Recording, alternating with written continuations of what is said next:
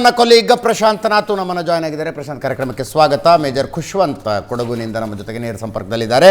Khushwant sir, ಮುಂದಿನ ದಿನಗಳ warfare ಹೆಂಗಿರಲಿದೆ ಅನ್ನುವುದಕ್ಕೆ ನಿನ್ನೆ ರಾತ್ರಿ ನಡೆದದ್ದು ಉದಾಹರಣೆ ಅಂತ ಅನ್ನಿಸ್ತಾ ಇದೆ. ಯಾವ ಸೈನ್ಯವೂ ಇನ್ನೊಂದು ದೇಶದ ಗಡಿಯೊಳಗೆ ಪ್ರವೇಶಿಸೋದಿಲ್ಲ, ಯಾವ ದೇಶದ ವಿಮಾನವೂ ಇನ್ನೊಂದು ದೇಶದ ಗಡಿಯೊಳಗೆ ಪ್ರವೇಶ ಮಾಡೋದಿಲ್ಲ. ಅಲ್ಲಿ ಕೂತ್ಕೊಂಡವ್ರು ಹೊಡಿತಾರೆ, ಇಲ್ಲಿ ಕೂತ್ಕೊಂಡು ಇವ್ರು ಹೊಡಿತಾರೆ. ಯಾರ ಮಿಸೈಲ್ಗಳು, ಯಾರ ಡ್ರೋನ್ಗಳು ಎಷ್ಟು ಶಕ್ತಿಶಾಲಿ ಆಗಿದ್ದಾವೆ ಅನ್ನೋದರ ಮೇಲೆ ಯುದ್ಧ ನಿರ್ಣಯ ಆಗುತ್ತೆ. ಯಾರ್ದು ಏರ್ ಡಿಫೆನ್ಸ್ ಸಿಸ್ಟಮ್ ಹೆಂಗಿದೆ ಅನ್ನೋದರ ಮೇಲೆ ಸೋಲು ಗೆಲುವುಗಳ ನಿರ್ಣಯ ಆಗುತ್ತೆ. Let me correct it. Yes, I think ಈಗಿನ ಪರಿಸ್ಥಿತಿಯಲ್ಲಿ ಭಾರತದ ಫೈಟರ್ ಜೆಟ್ಗಳು ಪಾಕಿಸ್ತಾನದ ಒಳಗೆ ಹೋಗಿ ಕೂಡ ಟಾರ್ಗೆಟ್ ಅನ್ನ ಹಿಟ್ ಮಾಡಬಹುದು. ಎಸ್, ಮಾಡಬಹುದು.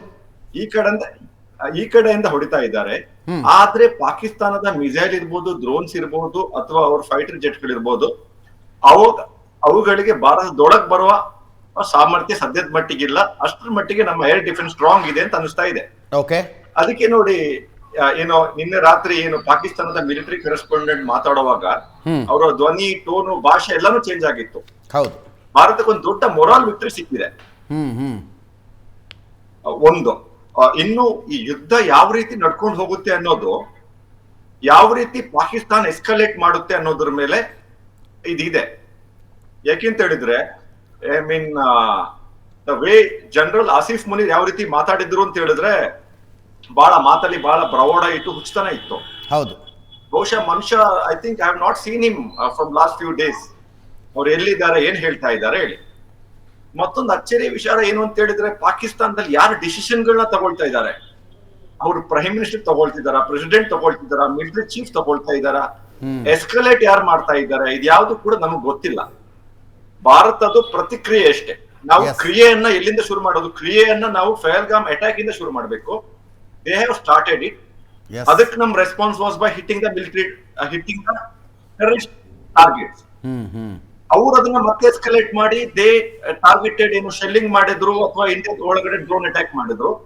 ಅದಕ್ಕೆ ನಾವು ಒಂದು ಹೆಜ್ಜೆ ಹೋಗ್ಬಿಟ್ಟು ವಿ ಶೋಡ್ ದ ವರ್ಲ್ಡ್, ನಾವು ಲಾಹೋರ್ ಇರ್ಬೋದು, ಇಸ್ಲಾಮಾಬಾದ್ ಇರ್ಬೋದು, ಅಥವಾ ರಾವಲ್ಪಿಂಡಿ ಇರ್ಬೋದು, ಯಾವ ಕೆಪಬಿಲಿಟಿ ಅಂತ ನಮ್ಗೆ ಎಷ್ಟು ಸಾಮರ್ಥ್ಯ ಅಷ್ಟು ಹಾರ್ಡಾಗಿ ಹೊಡೆದಿಲ್ಲ, ಸ್ಪಷ್ಟ ಸೂಚನೆ ಅವ್ರು ಕೊಟ್ಟಿದ್ದೀವಿ.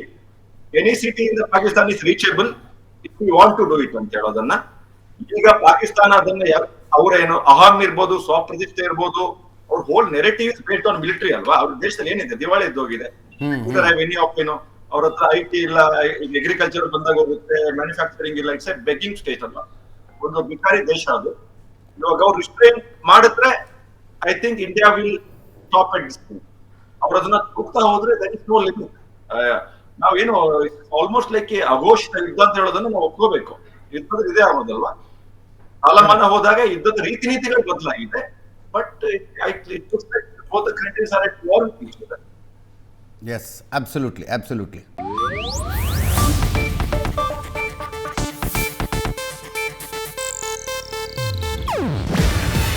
ಇದು ಏಷ್ಯಾನೆಟ್ ನ್ಯೂಸ್ ನೆಟ್ವರ್ಕ್ ಪ್ರಸ್ತುತಿ. ನೀವು ನೋಡ್ತಿದ್ದೀರಾ ಏಷ್ಯಾನೆಟ್ ಸುವರ್ಣ ನ್ಯೂಸ್.